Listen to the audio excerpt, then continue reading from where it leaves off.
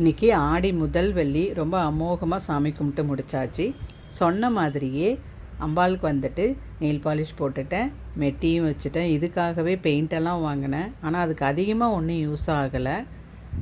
சும்மா ஒரு துளி தான் யூஸ் ஆச்சு. பட் இருந்தாலும் அதுக்கும் கீழே சின்ன டப்பா கிடையாது. எல்லாம் 25 கிராம் 50 கிராம் தான். வேறு எதுக்காவது நம்ம யூஸ் பண்ணிக்கலாம் அதை. இப்போ வந்துட்டு ஒயிட் கலர் பெயிண்ட் வந்துட்டு மெட்டியாகவும், நெயில் பாலிஷ்க்கு ரெட் கலர் யூஸ் பண்ணேன். நான் எப்படி போட்டேன் அப்படிங்கிறத நெக்ஸ்ட் வீடியோவில் நான் காமிக்கிறேன். ஆடி முதல் வெள்ளி அம்பாளை வீட்டுக்கு அழைக்கிற மாதிரி முதல் வெள்ளிக்கிழமை அன்றைக்கி இந்த பாதத்தை வச்சு பூஜை பண்ணிட்டேன். ஆடி முதல் வெள்ளி அன்னைக்கு நம்ம வீட்டில் விளக்கு பூஜையும் பண்ணலாம். அதே மாதிரி குங்கும அர்ச்சனை பண்ணுறது ரொம்ப நல்லது. இன்றைக்கி சக்கரை பொங்கல் வச்சு படைக்கலாம்.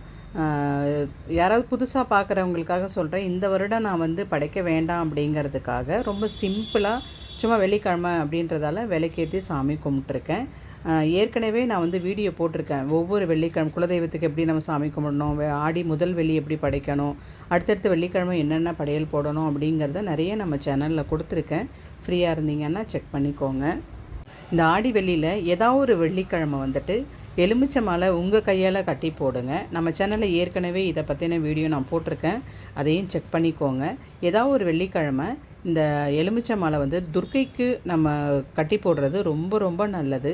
அதுவும் ராகு கால பூஜை பண்ணும் பொழுது இந்த எலுமிச்சை மாலை கட்டி போடுங்க. எலுமிச்சை விளக்கும் ஏற்றி வைங்க. எலுமிச்சை விளக்கு வீட்டில் ஏற்றக்கூடாது, கோவிலில் தான் ஏற்றணும். அதை மாதிரி செஞ்சு பாருங்கள். உண்மையானுமே அற்புதமான பலன் கிடைக்கும் அது. அதே மாதிரி ஏதாவது ஒரு வெள்ளிக்கிழமை வீட்டில் துளசி மாடாக இருந்துச்சுன்னா துளசி பூஜை செய்யுங்க.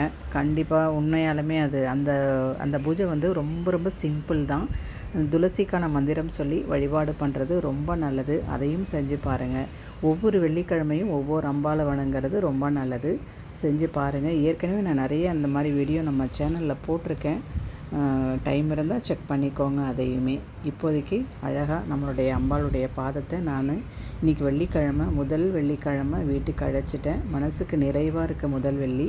அடுத்தடுத்து வெள்ளிக்கிழமைகளை என்ன வீடியோ போடுறேன் அப்படிங்கிறத கண்டிப்பாக பாருங்கள்.